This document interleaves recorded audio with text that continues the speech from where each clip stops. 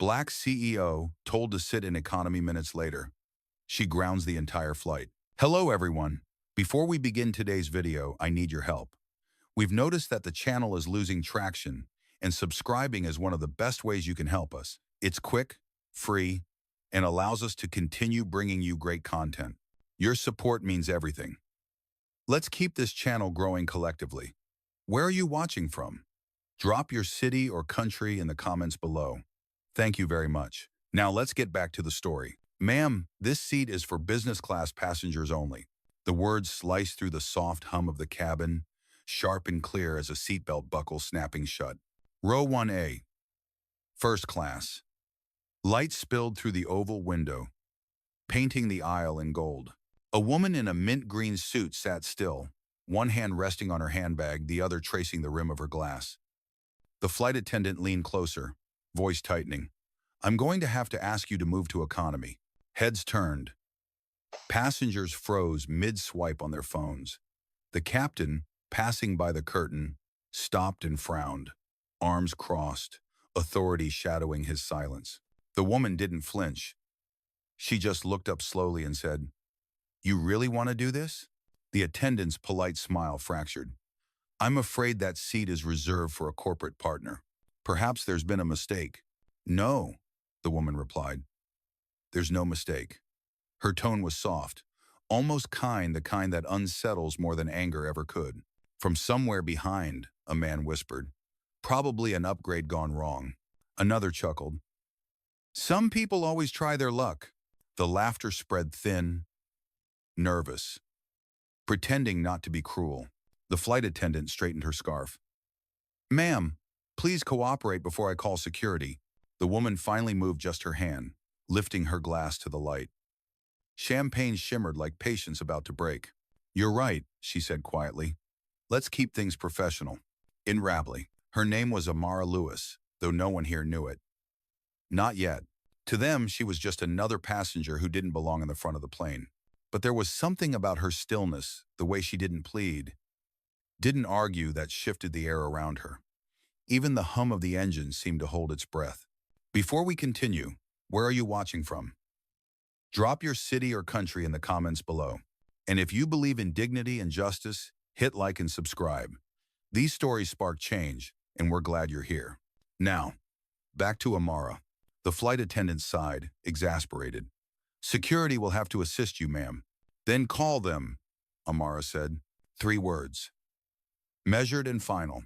The captain exchanged a glance with the crew, authority meeting uncertainty. From the overhead speaker, the intercom cracked once, then stilled. For a second, the plane felt suspended between arrogance and consequence. The flight attendant forced a brittle laugh.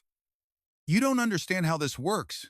Amara's eyes, dark and calm, flicked to the uniform on her chest, the logo stitched above the heart. "Oh," she murmured. "I understand perfectly." She reached for her phone. Her reflection in the screen was steady, unbothered, unforgiving.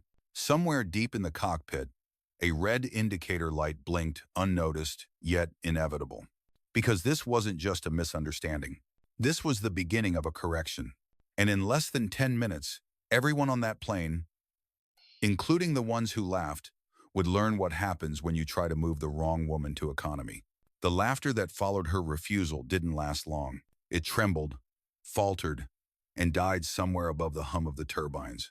The attendant still stood there, clutching her clipboard like a shield. Behind her, the captain's jaw tensed, the kind of man who believed control came from volume. He stepped forward, lowering his voice just enough to sound polite, but not enough to hide condescension. "Ma'am, if you continue to delay departure, I'll have no choice but to escort you off this aircraft." Amara's eyes lifted from her phone. "Escort me?" she repeated softly, as if testing the word for weight. Her voice wasn't raised, but the air reacted the way it does before lightning. For a heartbeat, no one breathed. Even the digital chime of seatbelt notifications sounded distant, like echoes from another world. The captain mistook her silence for surrender. He gestured toward the aisle. "Please stand." But Amara didn't move. She didn't need to. Instead, she tapped her screen once, no anger, no drama. "Confirm ground status," she whispered. The phone blinked, sending a single encrypted command. At that exact moment, the cabin lights flickered. A ripple of murmurs crossed the first-class section. Someone joked about turbulence, another checked their watch. The flight attendant stepped back, frowning, confused. "Captain?" she asked. "Did they clear us for taxi?" He pressed the earpiece, frowning deeper.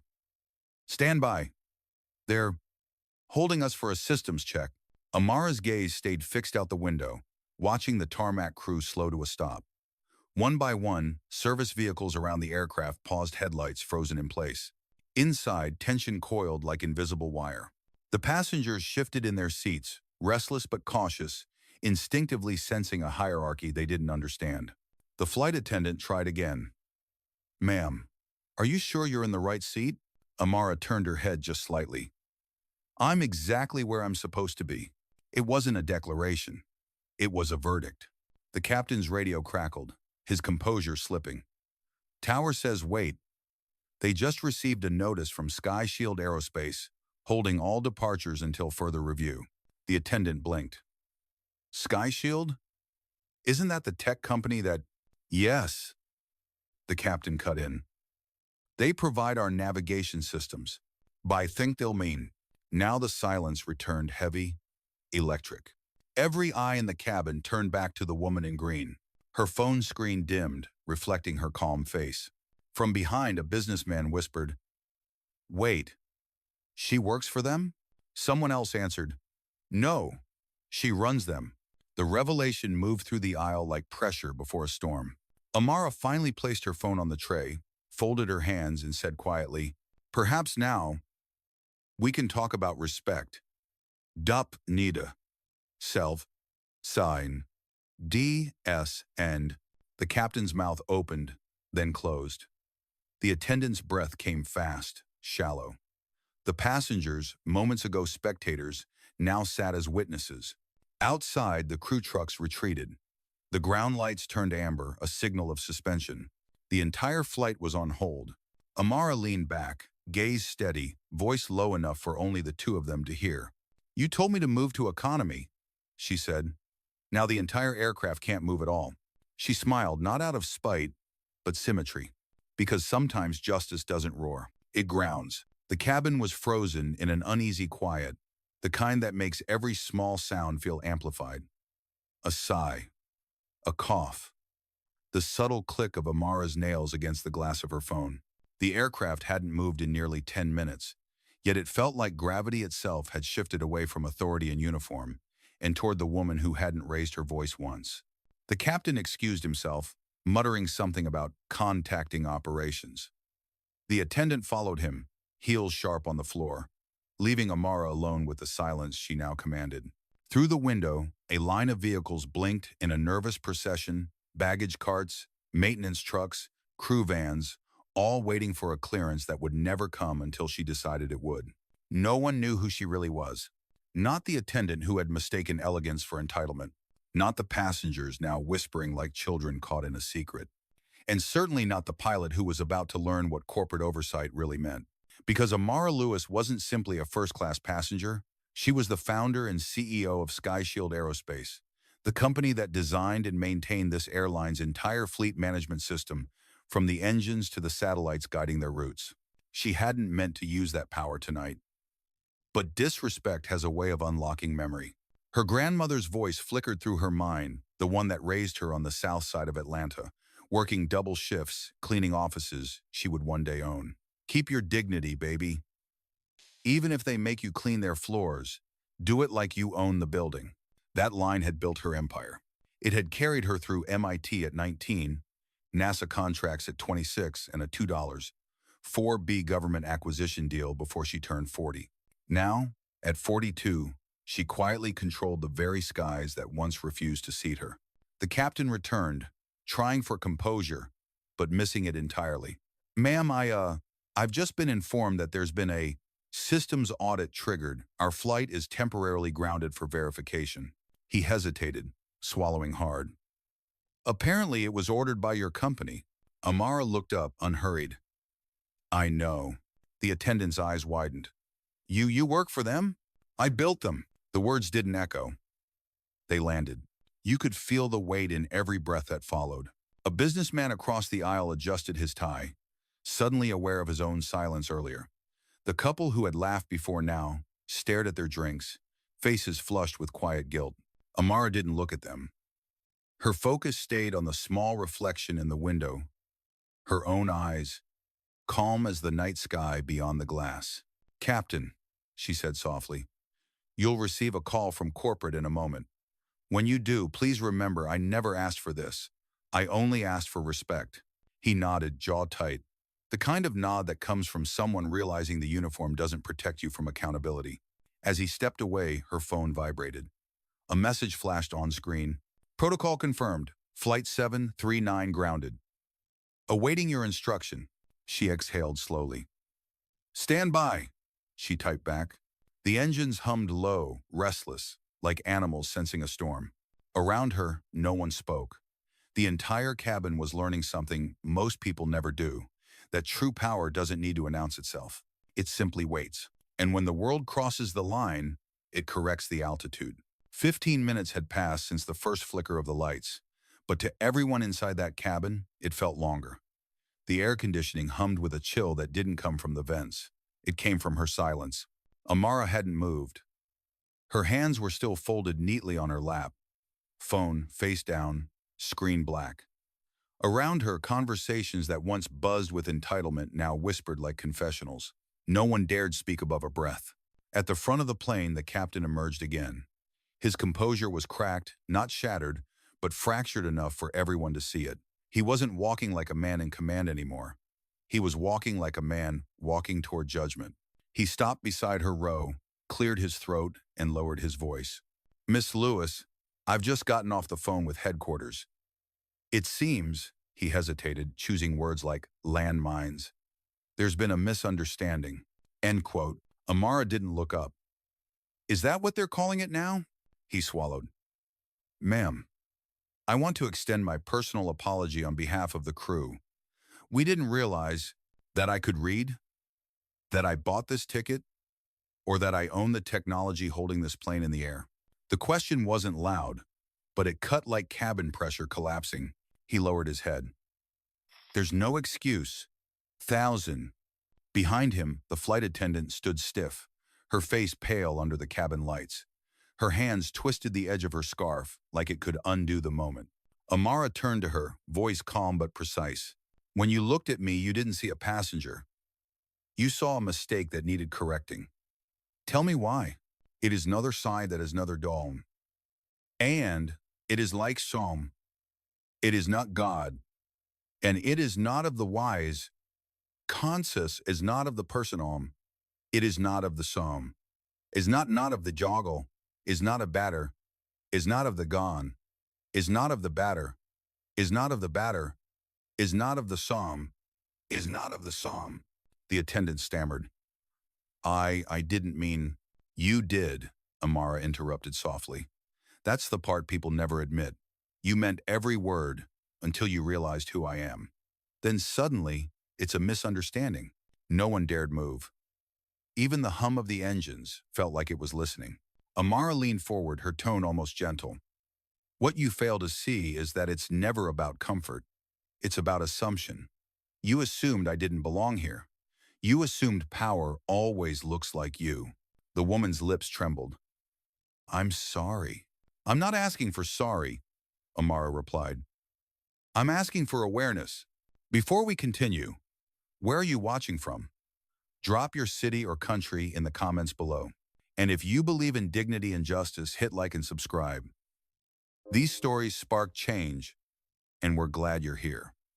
Now, back to Amara. A soft ping broke the silence, the captain's radio. He pressed it to his ear, murmured a few words, then turned back. "Ma'am," he said quietly, "corporate has grounded every Skyline aircraft until further notice. They're calling it a system-wide compliance check." Amara finally looked up. The reflection of the cabin lights danced in her eyes, calm, deliberate, inevitable. "I told them," she said. "Respect travels faster when it's delayed." The captain didn't know what to say. He simply nodded, stepping back. Around them, Murmurs started to swell, recognition spreading seat by seat. Phones began lighting up with notifications. Breaking news, airline faces sudden grounding source linked to SkyShield CEO. The flight attendant's breathing hitched. Amara reached for her phone again, typed a short message, and then set it down.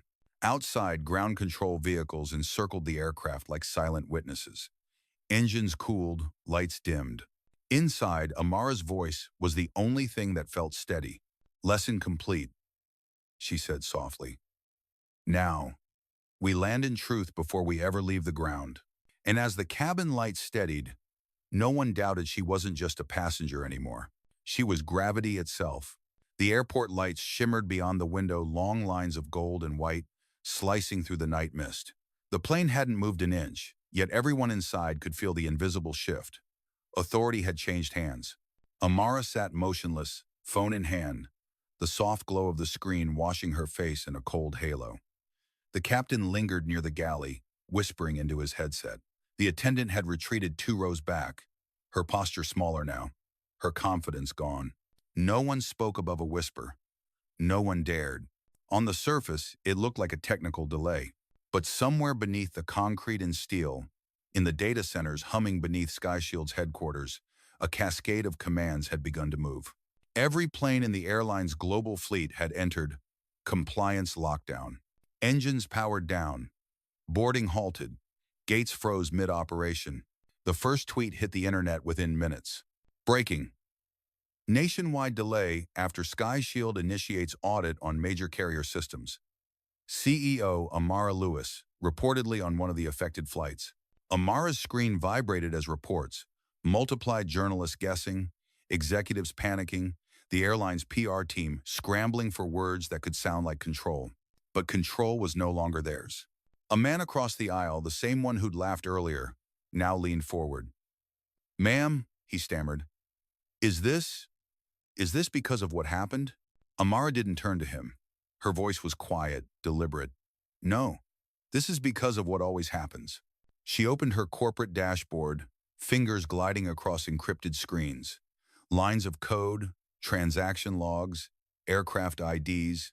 At the top, her assistant's name flashed in the corner of the screen. Rachel Mendez, Operations Director. She answered the call with a single tap. "Rachel, ma'am, the entire fleet's under review. Legal's asking how long you want the hold to last. They're sana juity, long enough for them to remember courtesy," Amara replied, "but not long enough to cause chaos. Integrity doesn't need collateral damage." Rachel's voice softened. "Understood. Should I release a statement?" "Not yet. Let silence speak first." The call ended. Amara set her phone down gently, the act of someone placing a sword back into its sheath. "Before we continue, where are you watching from? Drop your city or country in the comments below. And if you believe in dignity and justice, hit like and subscribe." These stories spark change, and we're glad you're here. Now, back to Amara. The captain approached once more, a faint sheen of sweat across his temple. "Miss Lewis," he said carefully, "corporate has requested that I ask whether you intend to keep the flight grounded." Amara's gaze lifted, calm and precise. "Yes." He blinked. "For how long?" "Until I'm certain everyone on this crew understands why." Her tone wasn't vengeful. It was surgical. The attendant stepped closer, trembling. "Please, I didn't mean..." Amara raised a hand. "You meant every word. That's the point. Meaning reveals character, but awareness repairs it." The engines outside gave one last groan as systems shut down completely. The entire aircraft, once a vessel of arrogance and hierarchy, sat still, a monument to one woman's quiet decision. Phones buzzed through the cabin. Headlines multiplied. Airline grounded by its own supplier. Who is Amara Lewis? The woman who stopped the sky. Amara's gaze drifted back to the window.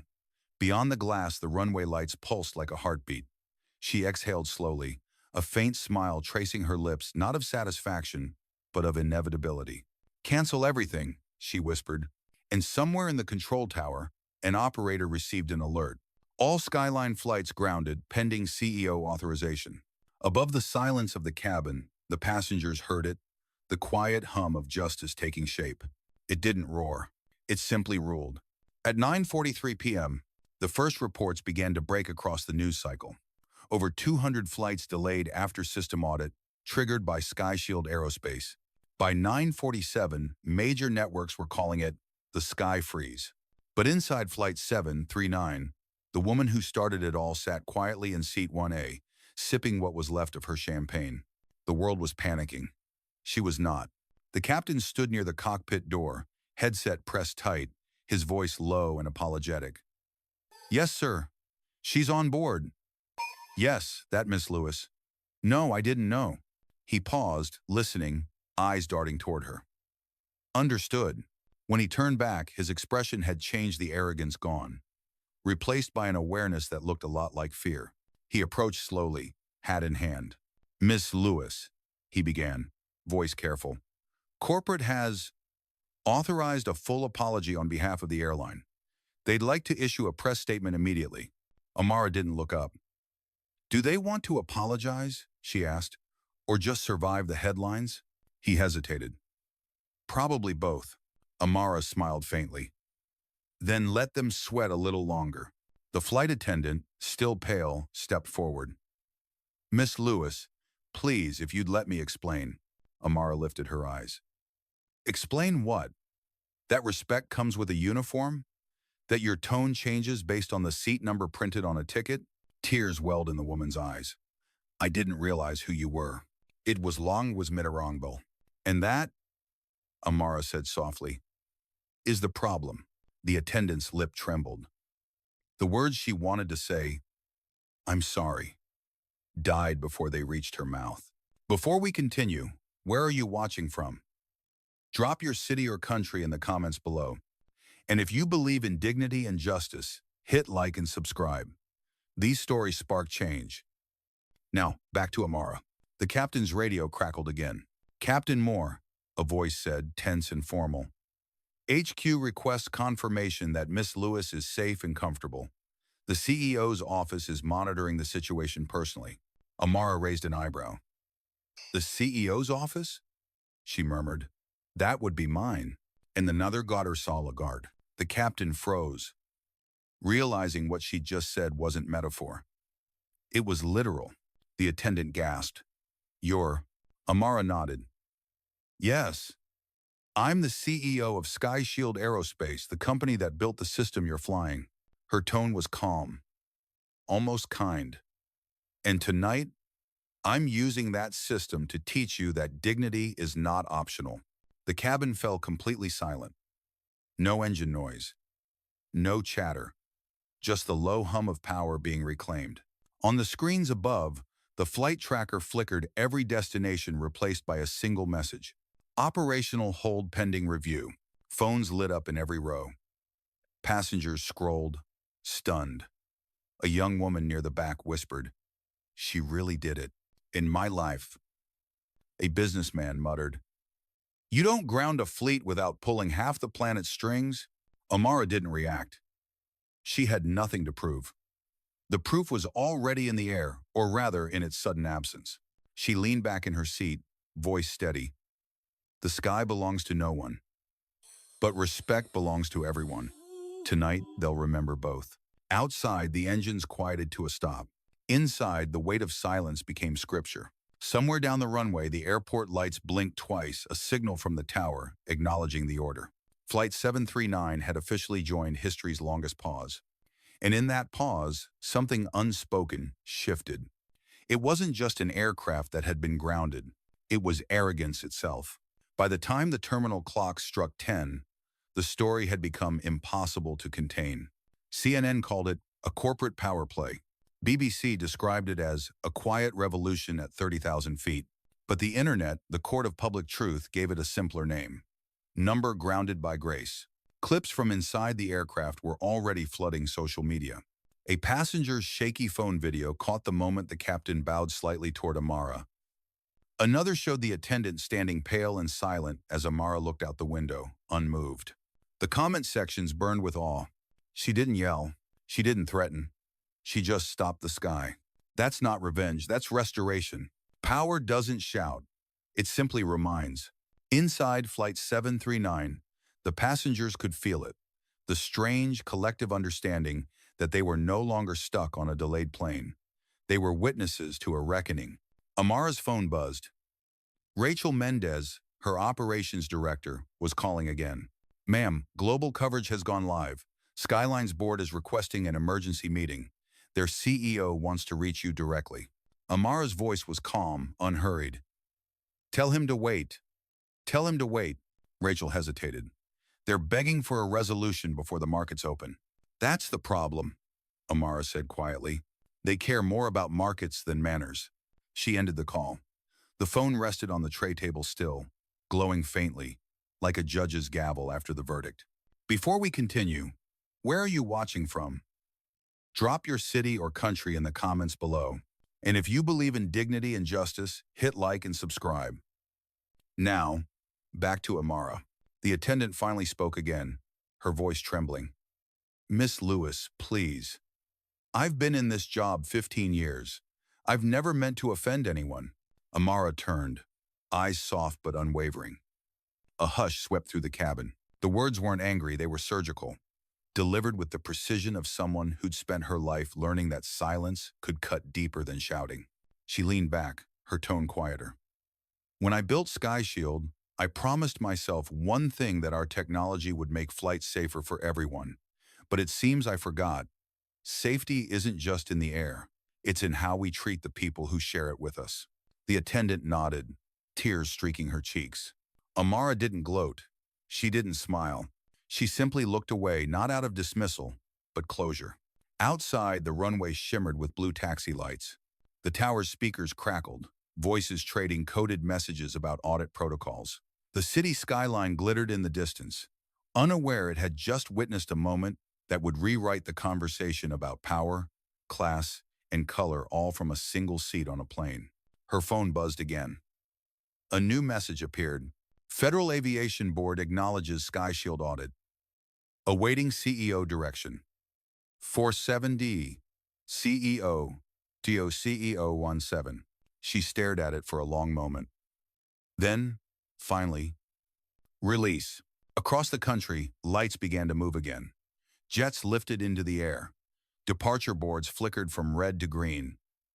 Inside Flight 739, the intercom clicked on. "Ladies and gentlemen," the captain said softly, "we've been cleared for rescheduling. Please, remain seated." "Fine." A ripple of relieved sighs filled the cabin, but no one clapped. Everyone knew they weren't applauding a delay resolved. They were acknowledging a woman who had just turned humiliation into history. Amara looked out through the oval window, watching the other aircraft rise one by one. Her reflection stared back steady, unshaken. She whispered, more to herself than anyone else, "Let them fly, but never forget who let them." The sky had moved again because she allowed it. By sunrise, the entire aviation world was in recalibration. What had begun as one flight delay had now become a case study in dignity, power, and consequence. News anchors replayed the moment frame by frame, trying to decode the calm in Amara Lewis's eyes. Hashtags trended across platforms. Number grounded by grace. Number respect takes flight. Number Amara effect. Stock analysts speculated how a single command from her phone could freeze billions in airspace. But what none of them understood, what Amara understood perfectly, was that it was never about control. It was about course correction. Inside her glass-walled office at Sky Shield headquarters, the morning light stretched across a skyline still trembling from the night before. Dozens of monitors glowed in synchronized blue, each displaying an image of the grounded fleet gradually lifting again. One by one, status lights shifted from amber to green. Rachel Mendez stood near the doorway, tablet in hand. "All flights are back online, ma'am. Systems are stable, and the airline has issued a full public apology direct from the CEO's desk." Amara didn't look up right away. She was reading something, the handwritten letter the flight attendant had slipped into her bag before disembarking. It began simply, "I was wrong." She read it twice, then folded it neatly. "Good," she said softly. "Awareness is always the beginning of repair." Rachel hesitated. "There's more. Skyline's board wants to meet in person. They're offering a partnership renewal exclusive, long-term, with equity options. Amara finally turned, expression unreadable. They think this was about leverage. Rachel smiled faintly. They think everything is. Amara walked toward the window, arms crossed, eyes tracing the distant trails of departing aircraft. When I was 12, she said, my grandmother used to sit on the porch every evening and watch planes pass overhead.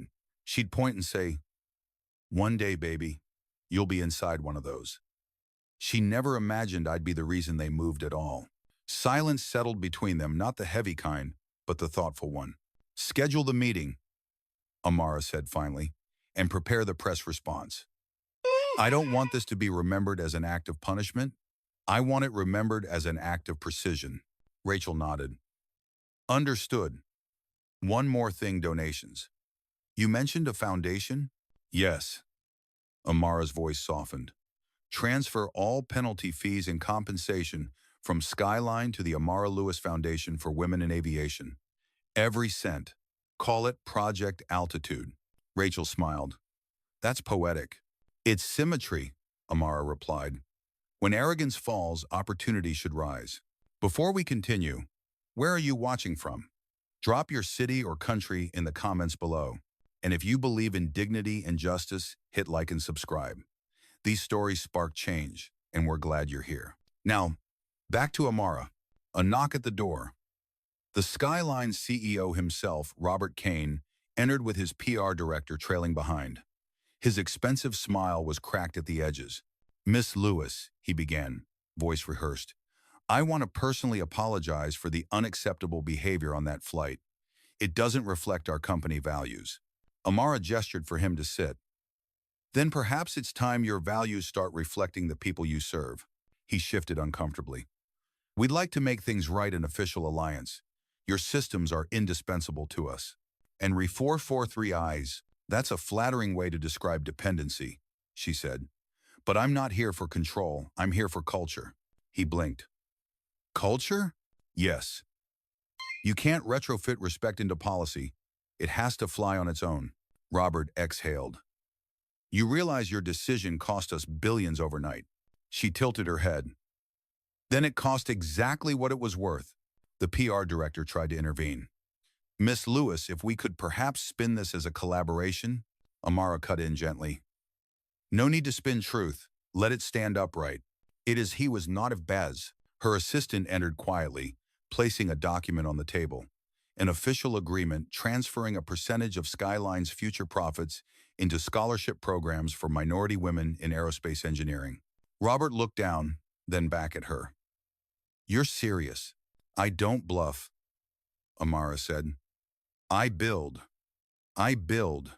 For a moment, the room was still, except for the faint hum of engines far above planes that were flying again because she had allowed them to.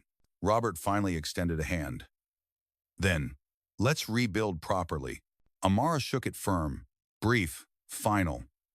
Let's start by calling it what it was, she said. Not a delay. A recalibration. When they left, Rachel turned to her. Do you ever regret doing it that way? Amara looked out the window again, where sunlight caught the curve of a departing jet. No. If the sky forgets humility, gravity reminds it. Rachel smiled softly. And what about the people who mocked you? The passengers who laughed? Amara's voice dropped to a whisper. They've already learned. Sometimes silence educates faster than shame. Outside, a plane lifted off the runway, its metal wings glinting like mirrors. In their reflection, the woman who had once been told to sit in economy now stood tall in her own stratosphere. Because in her world, justice doesn't land softly. It lands precisely. That evening, as dusk bled into gold, Amara returned to the airport. The terminal buzzed with travelers weary, hurried, unaware that they were walking through a place history had quietly rewritten.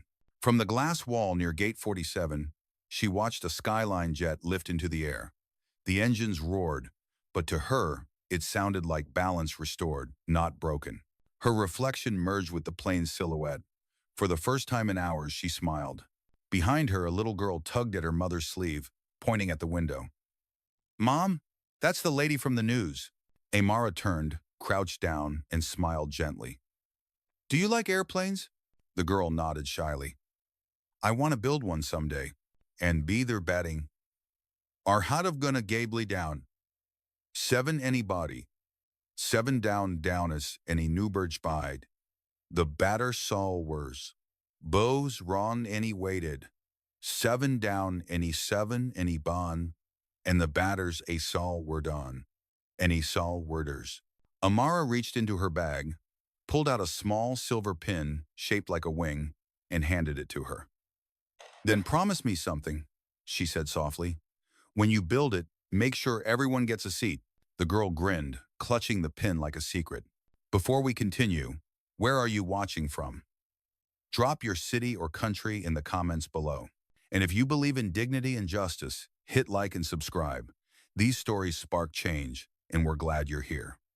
Now, back to Amara one last time. As she walked toward the exit, her phone vibrated.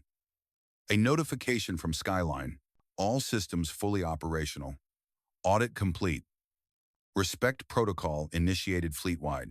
That isn't telling to get a flatter people. She typed a simple reply. Good. Let it stay that way. Outside, the night sky shimmered with silver trails.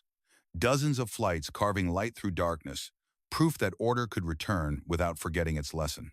Amara paused at the curb, wind lifting her hair, eyes reflecting the lights of departing planes. Power doesn't shout, she whispered. It simply flies higher. And with that, she stepped into the car waiting for her, leaving behind not a scandal, but a standard. Because sometimes, justice doesn't come from grounding others. It comes from teaching them how to rise.